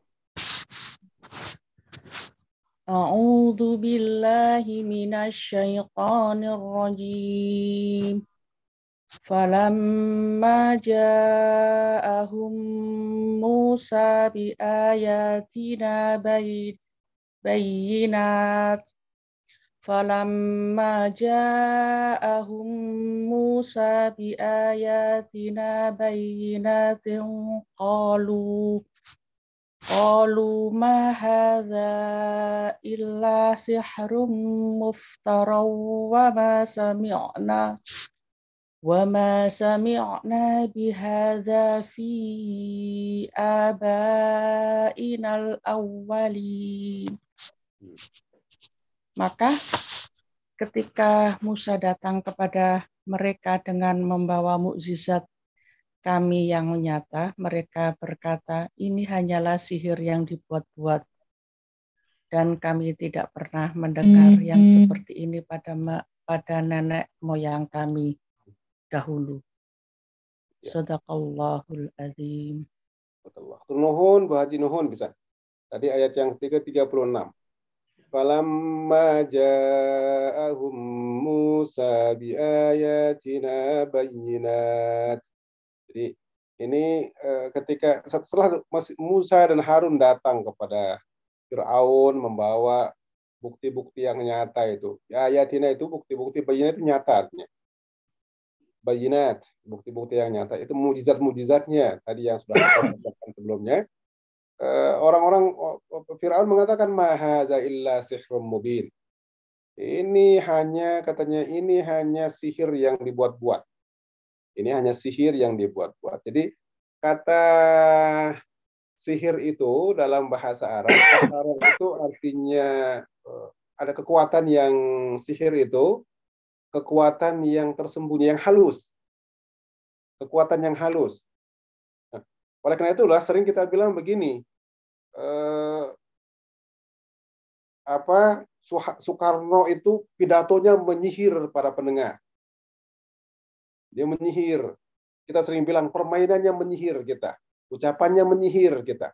Pidato Bung Karno menyihir para pendengarnya. Jadi kata sihir itu kekuatan halus yang ditiupkan lewat kata-kata. Nah, itu biasanya seperti begitu tuh. Kekuatan halus yang ditiupkan dari kata-kata. Makanya sihir itu selalu dibarengi dengan jampe-jampe biasanya. Jampe-jampe harupat kalau kata orang Sunda mah. Ada jampe-jampenya. Itu sihir namanya, kekuatan yang halus.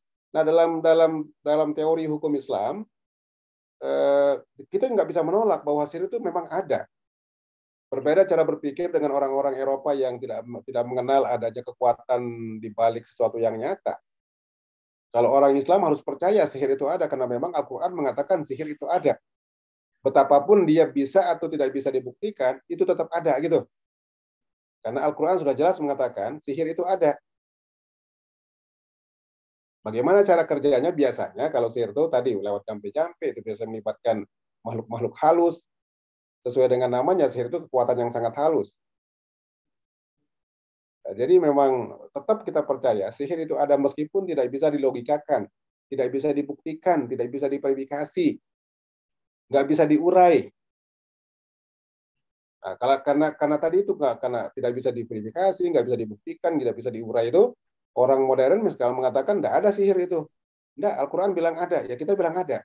Karena Al-Quran itu ada. Betapapun dia nggak bisa diuraikan, nggak bisa dijelaskan, nggak bisa dibuktikan secara nyata. Nah, orang-orang Fir'aun itu mengatakan, oh ini sihir saja, ini sihir yang dibuat-buat katanya. Makanya dalam ayat yang lain seperti yang sangat sering kita dengar, Fir'aun memanggil tukang sihirnya untuk melawan Musa alaihissalam. Jadi yang kebayang oleh Fir'aun pada saat itu begitu melihat Musa dengan bukti-bukti yang nyata tadi, dengan tongkatnya, dengan tangannya yang ini segala rupa yang mujizat yang luar biasa, yang dia pengetahuan dia ya hanya itu kekuatan sihir gitu, nggak ada kekuatan ilahiyah di situ, nggak ada kekuatan yang diberikan oleh Allah SWT. Makanya pada ujung ayatnya mengatakan wa ma sami'na bihadza fi abainal awwalin, kami nggak pernah mendengar hal seperti ini dari dulu dari leluhur-leluhur kami, dari nenek moyang kami, nggak ada ini. Dari ayat ini kita dapat ambil kesimpulan bahwa bagi Fir'aun dan juga kita hari ini seringkali terikat pada kebiasaan-kebiasaan terdahulu, kebiasaan-kebiasaan orang tua kita. Jadi seolah-olah orang tua kita itu pasti benar gitu. Apa yang belum pernah dilakukan orang tua kita ya pasti benar gitu. Nah, ini jadi persoalan ini.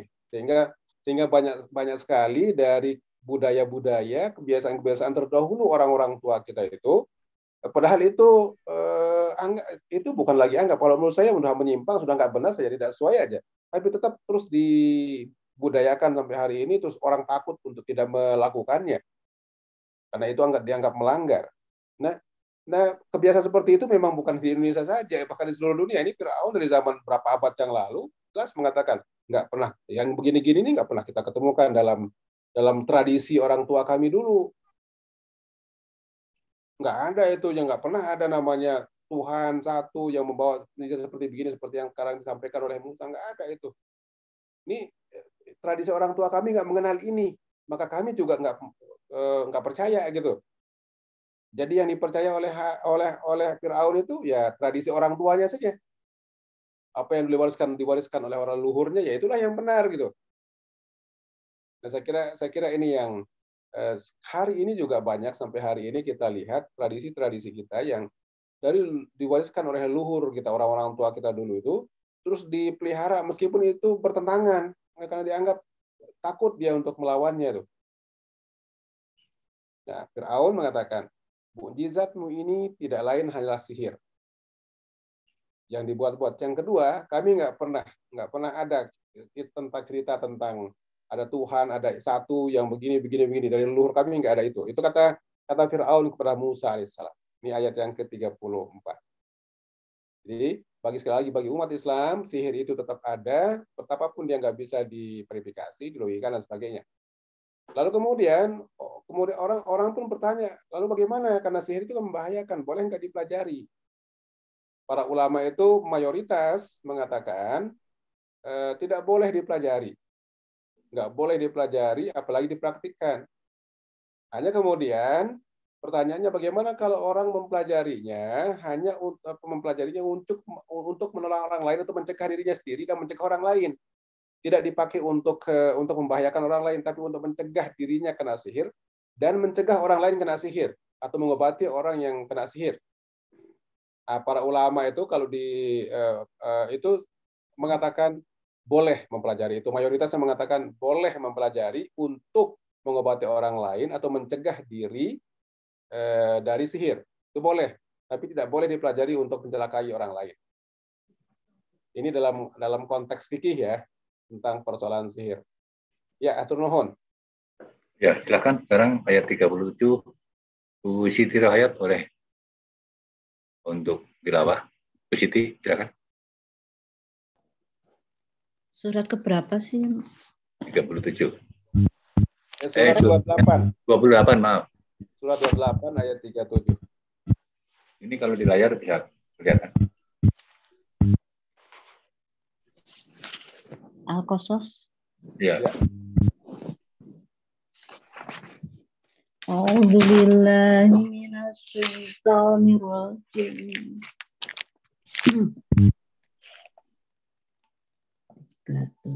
37. Wa qala Musa rabbi a'lamu mimman ja'a bil huda.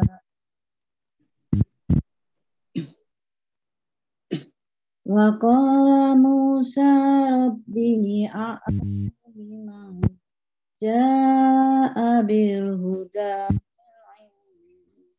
wa man takunu lahu aqibatud dar innahu la yuflihuz zalimun. Dan dia Musa menjawab, Tuhanku lebih mengetahui siapa yang pantas membawa petunjuk dari sisinya dan siapa yang akan mendapat kesudahan yang baik di akhirat.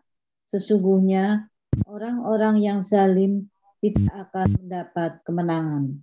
Maha benar Allah dengan segala firman-Nya. Turnuhun Ibu. Ayat yang ke-37 itu wa qala Musa rabbi a'lam biman jaa'a bil huda min indih wa man takunu lahu aqibatud dar. Musa menjawab, kemudian Rabbi a'lam. Kita ketemu lagi bentuk kata yang ismut tabdil tadi saya katakan, bahwa Tuhanku lebih mengetahui. Jadi tadi alim jadi alam. Ana a'lamu, saya lebih alim, lebih mengetahui.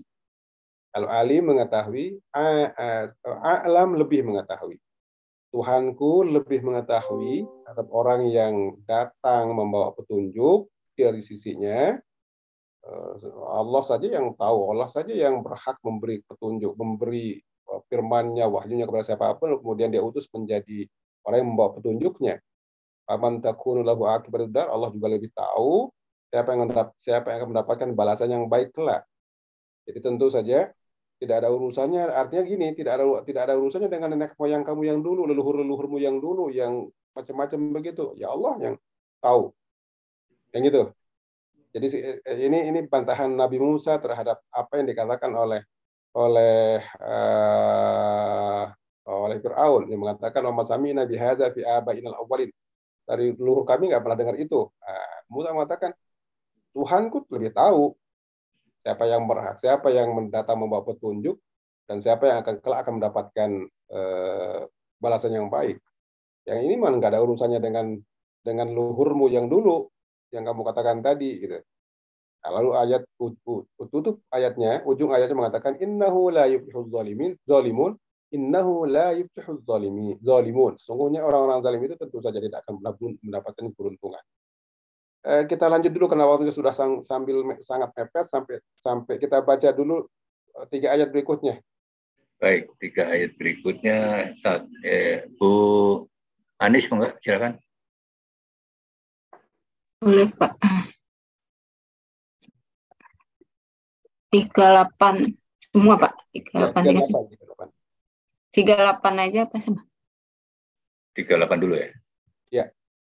A'udzubillahi minasyaitonir rajim. Wa qala fir'aunu ya ayyuhal mala'u ma'alimtu lakum min ilahin ghairi wa awqid liya hamanu alat tini faja'alli sorhala alli attali'u ila ilahi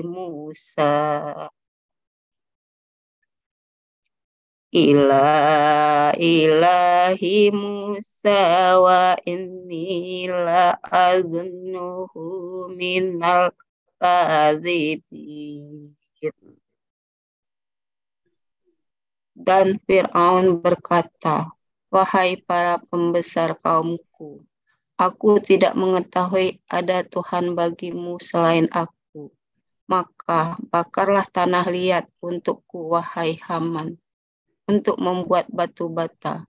Kemudian buatkanlah bangunan yang tinggi untukku, agar aku dapat naik melihat Tuhannya Musa.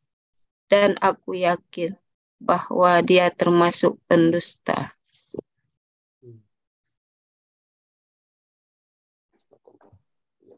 Ya, turun 39 dulu. 39. 39 Pak Krisnandi boleh?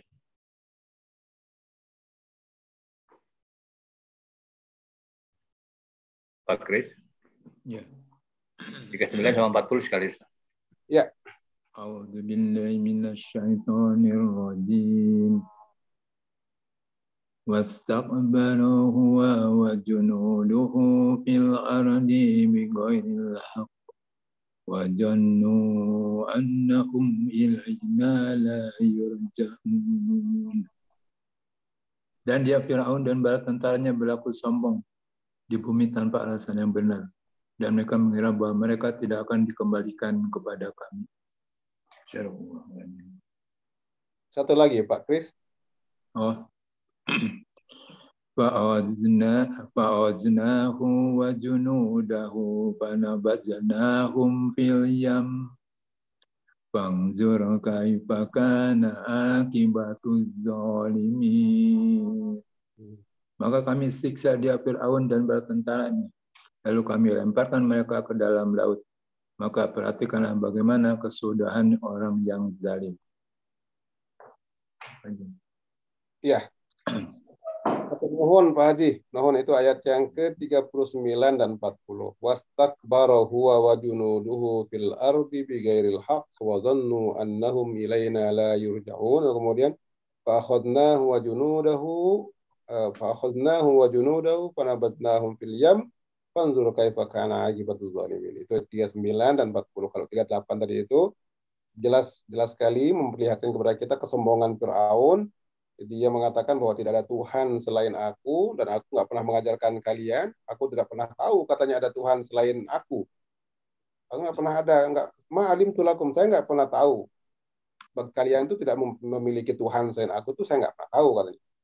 Kemudian dia minta dibikinkan sebuah bangunan tinggi dari tanah liat agar dia bisa melihat Tuhannya Musa alaihissalam. Perhatikan kata yang dipakai itu di ujungnya kata-kata at-tali'u ila ilahi Musa. Itulah ayat tali'u itu artinya kalau matahari muncul itu namanya tola'ah. Tola'ah itu muncul. Dulu tola'al badru itu sering kita dengar baca. Tola'al badru alaina. Tola'a itu muncul, terbit. Nah, di sini menggunakan kata at-tali'u itu ya. La'alli at-tali'u ila ilahi Musa. Jadi dengan membuat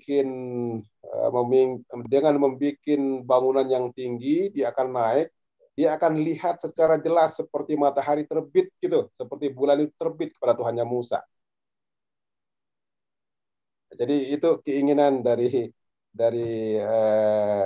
apa itu dari Fir'aun. Nah, wallahu alam apakah bangunan yang dikatakan ini sekarang kemudian kita saksikan sebagai piramida yang begitu banyak di mana di Mesir, daerah Giza itu banyak sekali piramid luar biasa. Dan negeri piramida di negeri piramid lah sama seperti kalau di Bali negeri para dewa gitu, kampung atau pulau para dewa. Kalau Mesir itu memang negeri piramida, banyak sekali piramidnya itu. Wallahu alam, tapi yang jelas di dalamnya juga katanya Quran katanya kuburan juga, kita memang nggak boleh masuk di situ. Kita boleh berkunjung tapi kita tidak bisa mengakses masuk ke dalamnya, dalam piramidnya itu sendiri. Wallahu alam, apakah la'alli apa itu sarhan di sini bangunan yang faj'alli sarhan itu, kata sarhan bangunan yang tinggi besar kokoh itu adalah yang sekarang ini piramida ini atau bukan? Wallahu alam bisawab. Tapi sekali lagi Al-Quran hanya mengatakan faj'alli sarhan, bikinkan aku sebuah bangunan yang kokoh, yang besar, yang kuat agar aku naik ke atasnya, lalu kemudian aku akan lihat seperti Tuhan itu muncul seperti matahari gitu. Alli attali'u ila ilahi Musa. Kemudian wa inni la azunnuhu minal kadzibin. Saya kira dia Musa itu pasti termasuk orang yang dusta, dia bohong gitu. Itu ayat yang ke-38. Kemudian 39 dan 40 itu ada bantahannya. Dan terutama 40 adalah Allah memastikan azab bagi Fir'aun dan bala tentaranya. Lalu kemudian Allah lemparkan dia ke dalam lautan. Lalu kemudian dijadikan sebagai bukti hari ini kita dapat melihat fisiknya yang dulunya begitu gagah, perkasa, kuat, terhormat, kaya raya, sekarang tinggal tulang-tulang yang semakin mengerut, kelihatannya sangat mengerikan, sangat apa ya, jadi pelajaran lah. Orang yang seperti itu sekarang kita lihat itu bangkainya itu di Museum Mesir itu luar biasa. Museum Internasional Mesir itu luar biasa sekali di Kairo ya. Atur nuhun Pak, saya kira itu malam ini karena memang waktunya sudah lebih dari jam 10 malam. Saya kembalikan ke Pak Haji Agus. Ya, baik teman-teman semuanya. Jadi untuk yang terakhir ini atau mungkin saya kasih kesempatan satu pertanyaan mungkin. Mangga, boleh. Silakan kalau mau ada yang mau bertanya. Satu yang singkat. Pak Ustadz, bertanya. Itu waktu belum dapat penjelasan itu kalau yang tukang sihir waktu dikalahkan dengan Nabi Musa itu, mereka kan bertobat tuh. Ya. Bahasa riwayatnya dari komunikasi itu jumlahnya ribuan bahkan belasan ribu itu jumlahnya Tuhan sihir. Apakah itu semuanya Tuhan sihir bertobat semuanya atau hanya sebagian? Yang itu Tuhan sihir. Dulu tradisi zaman dulu, ini tradisi dulu. Kita lihat film-film misalnya, film-film zaman dulu lah, abad-abad yang lampau. Apalagi nih apalagi sebelum Masehi, ini kan Musa itu jauh ya, 200 ribuan tahun sebelum Isa. Tentu saja penyihir itu adalah salah satu dari tetua atau tokoh masyarakat yang didengar, yang memiliki pengaruh yang sangat besar. Kalau dia tunduk, maka nanti pengikutnya semua juga akan tunduk. Ya tentu saja tidak semua belasan ribu itu dipanggil oleh Firaun lalu kemudian melawan Musa. Kalau pikiran saya, logika saya, hanya tokoh-tokoh tertentu saja yang sihirnya paling hebat, itulah yang dipanggil oleh Firaun untuk menghadapi Musa. Entah jumlahnya mungkin puluhan orang atau beberapa orang atau puluhan orang. Tapi mereka memiliki tentu saja pengikut-pengikut yang banyak. Sehingga tadi seperti Ibnu Katsir bilang puluhan ribu, belasan ribu bahkan. Ini dengan pengikut-pengikutnya tentu. Karena penyihir yang hebat itu pastilah memiliki banyak pengikut. Dan itu menjadi tokoh-tokoh terhormat, terkenal, biasanya ditakuti. Sehingga biasanya kalau sudah tokohnya tunduk, itu akan ikut juga yang lain tunduk gitu. Tobat yang lainnya ikut. Nah, seperti kita lihat di Irian Jaya lah hari ini, kalau sudah tokoh kepala sukunya masuk Islam, ya masuk Islam semua ke bawah-bawahnya itu. Nah, gitu saya kira Pak, kalau pemahaman saya ya, dari peristiwa bertobatnya penyihir yang melawan Musa pada saat itu. Ya tidak berarti kemudian belasan ribu itu semuanya melawan Musa. Kalau saya bisa jadi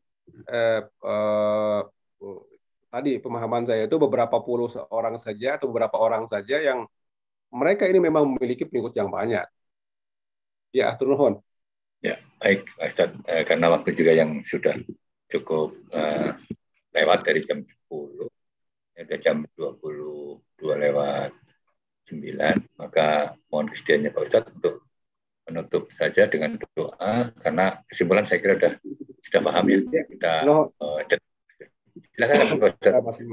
Masing-masing sudah bisa menyimpulkan apa yang tadi, per ayat yang tadi kita baca, dan kita tutup malam ini dengan baca hamdalah bersama-sama sambil berdoa semoga Allah memberikan kita pemahaman yang baik, lalu kemudian juga rezeki yang halal, dan juga memberikan kita perbuat amal ibadah yang diterima oleh Allah SWT.